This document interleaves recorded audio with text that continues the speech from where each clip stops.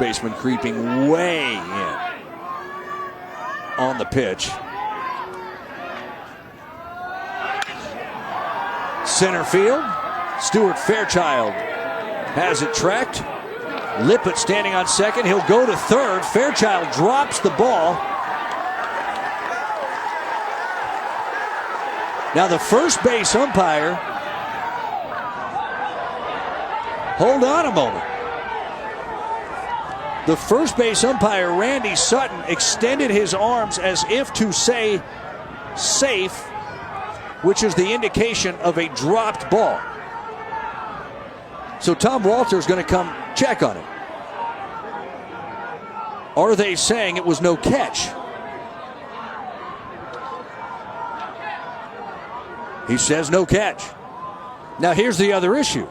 Rivera's standing at first.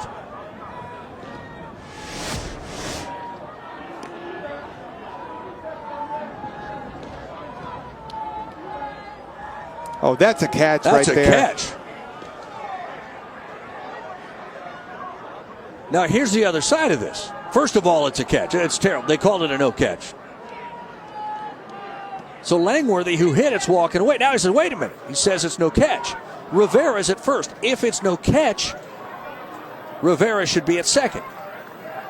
And he will be out in this case if there was a no catch call. That call, let's hope that a four-man meeting here corrects the call. That is clearly a bad call. So Walter's unhappy. They call it no catch. Kevin O'Sullivan likely angry because Rivera's stranded over there. We've got two Gator runners standing on first base. That was a great shot by the cameraman right there. When you see everybody going crazy. They're going to look at this. This is clearly a catch right here. I'm wondering what they're going to decide. At any rate, a catch or no catch in the outfield or foul territory is reviewable. Okay? We could look at this 4,000 times. We're going to get one answer. That's a catch. Perfect control of the ball on the transfer. Not even on the transfer. When he lowered his arm to throw at the bottom of the windup, right before you throw, that's where he loses it. This is a catch. It's not close. It's not even close. So now the question, though, because Steele had the ball, he didn't go touch second base. So what is the situation with Rivera? You've got to assume that he'll be out. Here's the rules. Here's what you can replay. We had one in game 2. Here you go in game 3. Fair or foul? Yes. Is it a ground rule double or a homer? That's a ground rules thing.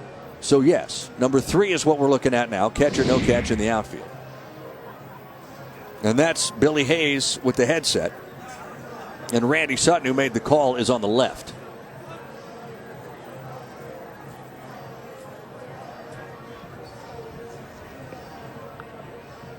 This should be a short call. Doesn't matter what side the headphones are on, it should be a short call.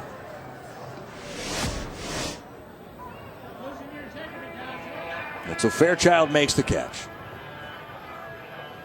Steele has it. Now does Steele go touch second? Okay, he does. So Rivera will be out. And the situation would be exactly the same as if it's a catch as well. First and third. Either way, correct. In the end, it's an out. You would have still had your runner at third.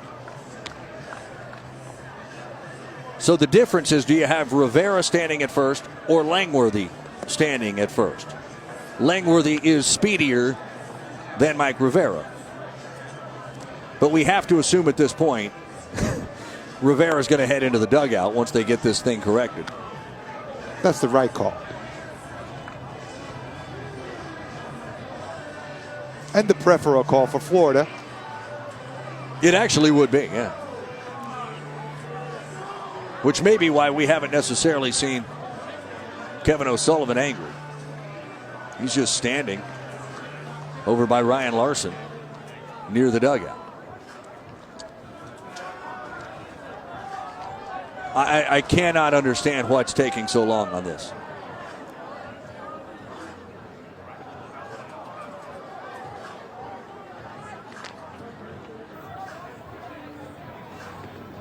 All right, let's see what Billy Hayes comes up with. That's going to be a catch. We're going to have runners at first and second base. Oh, okay. Now Kevin O'Sullivan's upset. You heard him say runners at first and second. It's a catch and nobody can advance. And it'll be Rivera at first, not Langworthy. Now, this is surprising because a tag was made at second base, so the runner easily advanced to third. So there's no reason why the runner that went third needs to go back to second.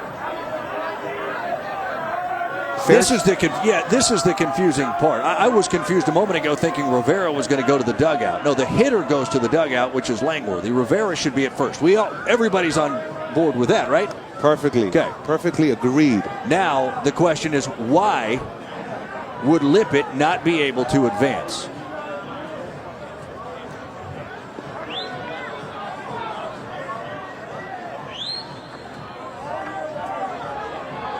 There was a catch. Right. You tag. You take off. If the outfielder dropped it before he threw it, that's his problem. I'm still able to advance to third base. He grabbed the ball, Fairchild, and threw it back into the infield. First and third. That's the way it should be. Here's the rule from the truck, all right? Because it was called a no catch on the field, but then eventually overturned, nobody advances, okay? So that's the way it's written up. Even if the call was wrong, and in this case, it hurts Florida. It was called a no catch. It was the wrong call. It was overturned. Because of that, nobody advances. Thus, we sit at first and second. That's not satisfying, though, for Kevin O'Sullivan. He has every reason here to be upset. Now, that is a rule that was thought of before this ever happened. Now it's just not fair. At the end of the day, it's not fair, but it is the rule. And maybe you go back to the rule book in the offseason and you change that. But for right now, if that's the rule, that's the rule. That's the rule. And that's the rule. It was a bad call, but it isn't going to change. All right, Randy Sutton made a bad call. We can agree on that. He will be the first one to tell you, and he feels really bad that this is happening because he wants to get every single call right. Unfortunately now, Florida actually gets penalized for running the bases well. I mean, simply unfortunate. The rule is the rule. So Mark Colsavari is in at DH now. Colsavari, little check swing.